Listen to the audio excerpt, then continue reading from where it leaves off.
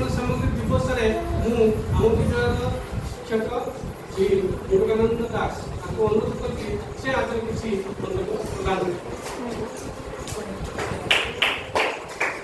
ସାମଗ୍ରୀ ଏକ ପାଠପଢ଼ାର ବିଶେଷ ଉପାଦେୟ ପ୍ରତ୍ୟେକ ଜିନିଷକୁ ଆମେ ଛୋଟ ପିଲାମାନଙ୍କୁ ବୁଝିବା ପାଇଁ ହେଲେ ସ୍କେଲର ଆବଶ୍ୟକତା ଅଛି। ତେଣୁ ସ୍କେଲକୁ ପିଲାମାନଙ୍କୁ ପଢ଼ିବାରେ ବୁଝିବାରେ ପିଲାମାନଙ୍କୁ ଭାବରେ ସହଯୋଗ କରିଥାଏ। ତେଣୁକରି ଆମେ ଏ ଯେଉଁ